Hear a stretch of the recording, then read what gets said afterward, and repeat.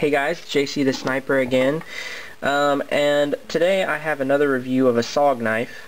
If you've been watching my videos, you might remember when I reviewed this SOG Flash 2, and I pretty much said I didn't like it and I think it's a piece of crap. It feels terrible in my hand. I don't know how they intended you to hold it, but it's just pretty much not comfortable in any holding way, and it feels cheap. I don't like it very much.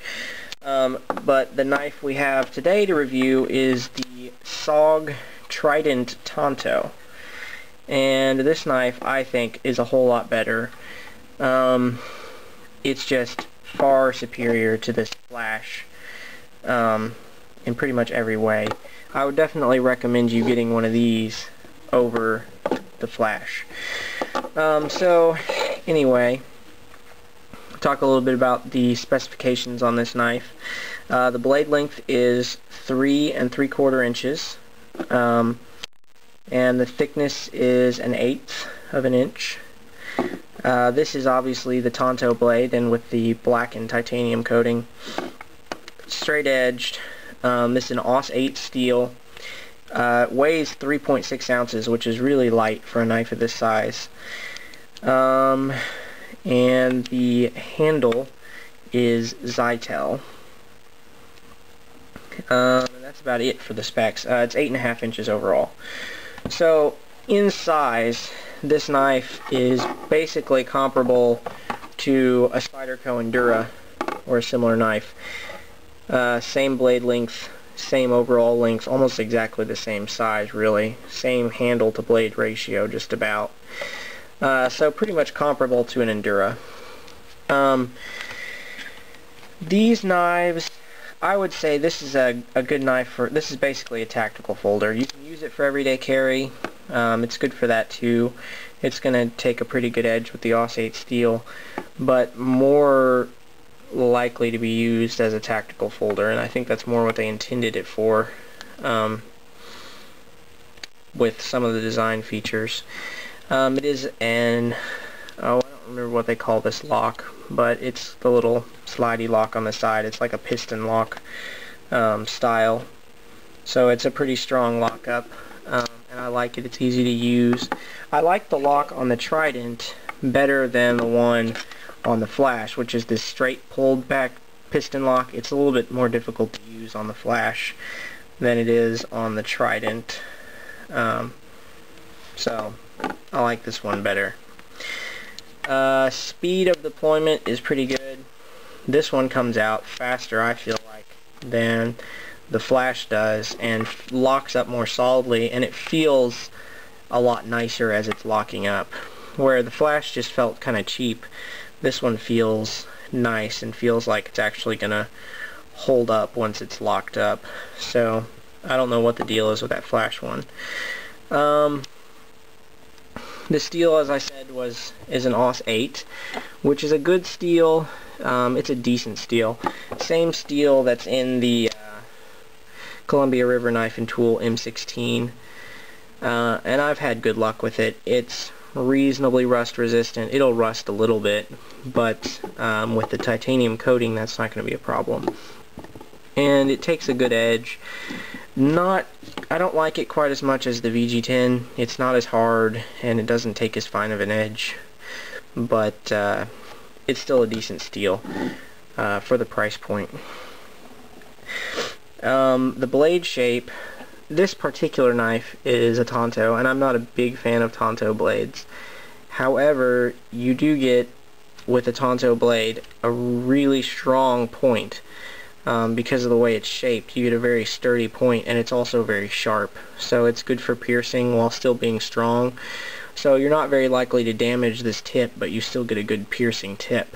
Other knives, such as this Spyderco with the flat ground blade, go to a very fine tip, and it's still good for piercing, but it's a lot more easily damaged. Same thing with the M16 with the spear point blade. It's a lot finer tip, more easily damaged than a Tanto.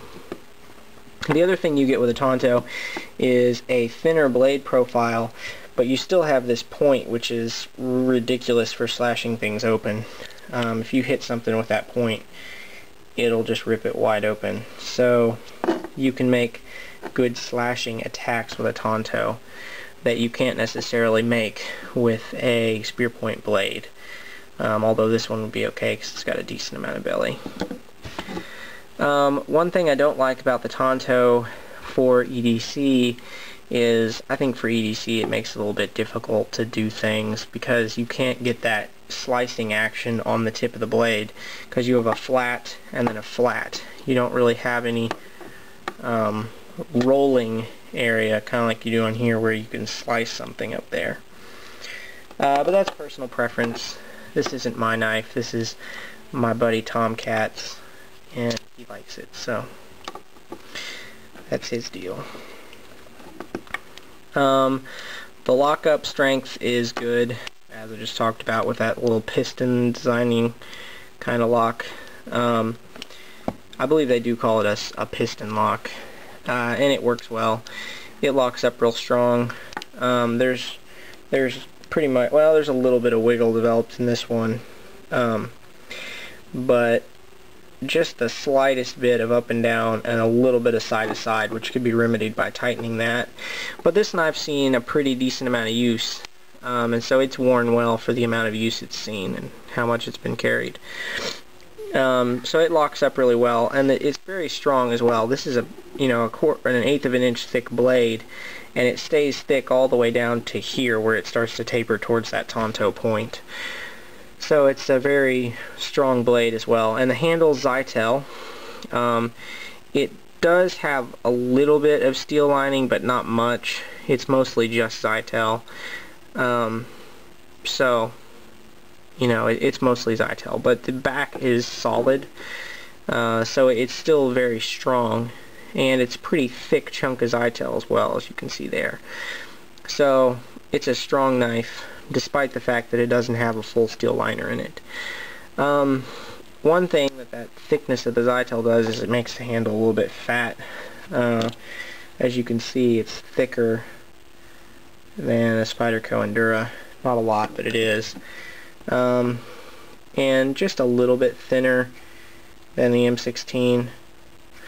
So it's close to the thickness of the M16, so it's not the most flat carrying knife, but it's decent in that way.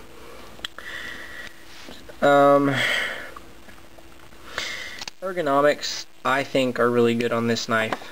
They're a whole lot better than this stupid flash, where you can't get any grip on this flash that's comfortable. At least I can't. I just don't find a position to hold it that doesn't fatigue my hand unless I hold it all the way back here, which I'm not going to do because it's just not a very good grip. This SOG Trident is completely the opposite of that.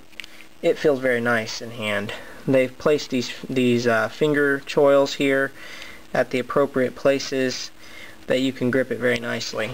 They give you these bumps back here, kind of like jimping almost in the Zytel itself, which is very good for getting some traction on, particularly if you're wearing gloves. And that's one thing that's nice about this handle, is it's big and fat enough that you can get a good grip on it even if you were wearing gloves. And this jimping on top of the blade here is extremely aggressive, very sharp, and if you did chance to begin to slide up on the blade, that would give you a lot of grip to stop sliding forward. The other thing it's good for is getting more control on the blade. If you're doing something like carving a slice off something, that's going to give your thumb some grip and allow you to place your thumb on the top of the blade to get more control that way. So ergonomically speaking, it's very nice. The thumb stud is very easily accessed. It's placed out away from the blade in a place that you can get to it very easily, and it's not hard to dig it out. So very easy to access that and flip the knife open and it pops out nicely. You can activate the lock and close this with one hand, which is nice. I don't have any problem with that. It does have a safety, which I don't care for.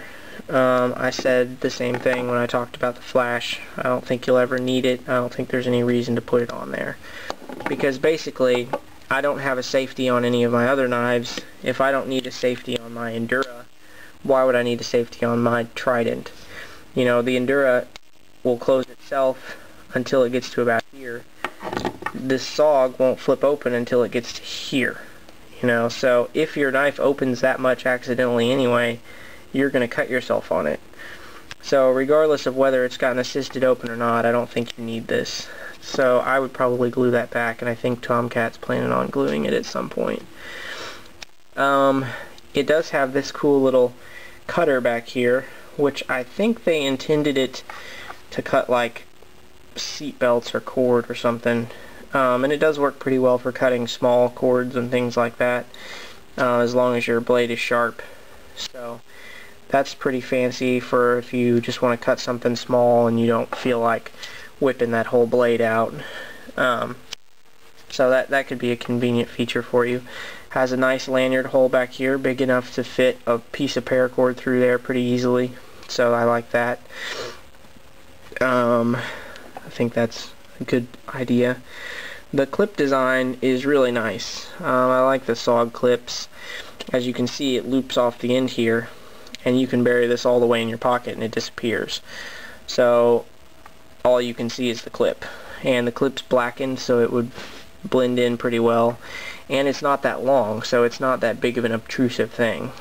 So, you know, in comparison with the Endura, which is going to stick that much out of your pocket, that's pretty good, because that's all you're going to see on this knife. So that's kind of cool if you don't want people to see your blade. And one thing I didn't mention is this knife can be taken apart. It is constructed with mini Torx screws.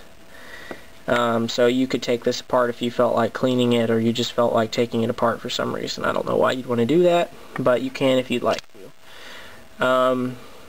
So yeah, personally I think this is definitely a great knife for tactical use. It's light, it's strong, it has a good blade shape for defensive purposes with that Tanto point and the nice Tanto there for slashing things, and it has a lot of handle real estate you can get a good grip on, good jimping on top here, and these little bumps here to help you grip it.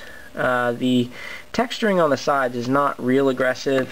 I prefer the texturing on the Spyderco knives. I think it works a little bit better, but this texturing is not bad, and because it's got these finger choils and other features, it's not a big deal.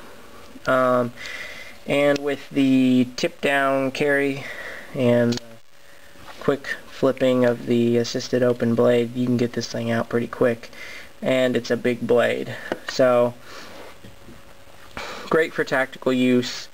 I would definitely consider getting one of these knives. You can get them in several different blade styles to fit whatever you prefer, and you know, gonna perform probably just as well in a tactical application as an Endura or the M16. Probably actually better than the M16 because it's got more handle space and more gripping, yeah, just better grip on the blade or on the handle of this Trident than you do on the M16. So it's definitely good for that. Price point for these is going to be, you can actually get these from Walmart now, walmart.com, for $50. So for $50, I'd say that's a really good buy, because this is a lot of knife for $50. A heck of a lot more than you get with a SOG flash. So if you're considering a flash, I would tell you not to buy one of these, buy a Trident. And definitely consider a Trident if you're looking at an M16 or an Endura, because they're all going to come in at similar price points. Alrighty, that's about it. JCTheSniper's review of the SOG Trident Tanto. Signing off.